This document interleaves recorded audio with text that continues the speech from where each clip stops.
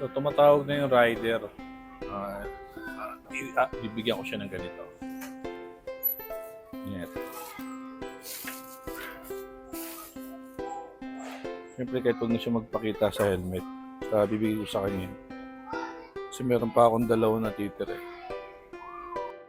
So, bali, ang bill natin is 59 pesos. Bali din natin kukunin yung sukli para na rin may pandagdag kay kuya. Siyempre, sobrang init tsaka hirap ng trabaho nila, di ba? Kasanayan ko na rin kasi pag ganyan mga bill ko is below 100, hindi ko na kinukuha yung mga sukli niyan. Parang konting tip na rin sa kanila yan dahil sobrang hirap ng trabaho nila. Lalo't mainit. Malaking bagay na sa kanila yan. Bali dito, inalo ko si Kuya Rider kung gusto niya yung parang canopy para may pangharang siya sa init at ulan. Kaya tinatanong siya kung gusto niya, ibibigay ko sa kanya. Kasi yung nakaraan yung isa, ayaw kasi nakakasagabal daw sa biyahe niya. Kaya syempre, bibigay lang natin to sa mga may gusto lang.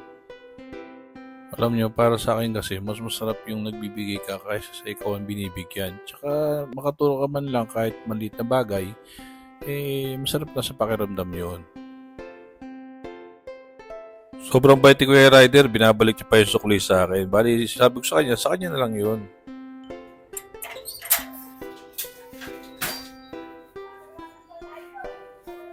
Pwede mo na ikabit yan. Pwede mo nang ikabit. Yung ambon, ulan.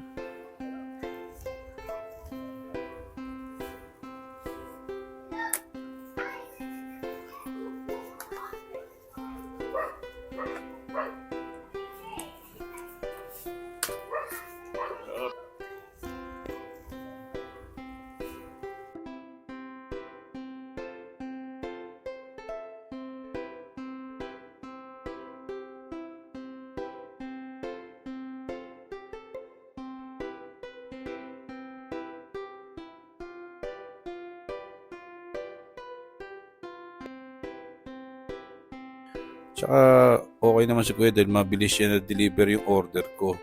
Tsaka saludo ko sa mga rider na marunong tumupad sa trabaho at tungkulin. Yung kahit man lang mag-double booking, nagpapaalam. Sakto ba? Kaya saludo ko sa mga rider na parehas. Kaya para sa inyo, tuloy nyo lang yung magandang trabaho nyo. At tsaka yahan nyo sa susunod. Mas marami pang blessing ang darating sa inyo. Basta maging parehas lang kayo. So, tutulungan ko na rin pala dito si Kuya kasi medyo nahihirapan siya magbuo nung canopy. Kaya lumabas ulit ako.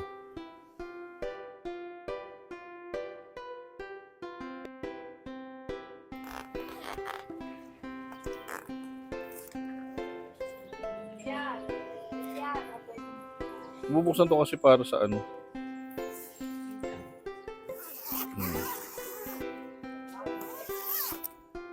Grabe kasi init ngayon. Nakakaawa yung mga nagtatrabaho talaga sa initan.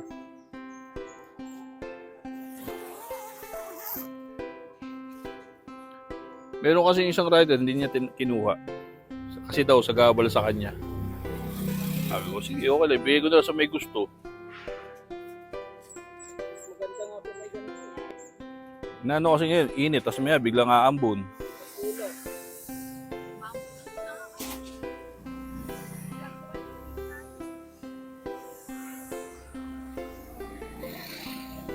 So ayan yung mga bossing sa susunod, bumibigay pa tayo ng mga gamit para sa mga rider para makatulong sa kanila. Ganito na lang muna mga bossing.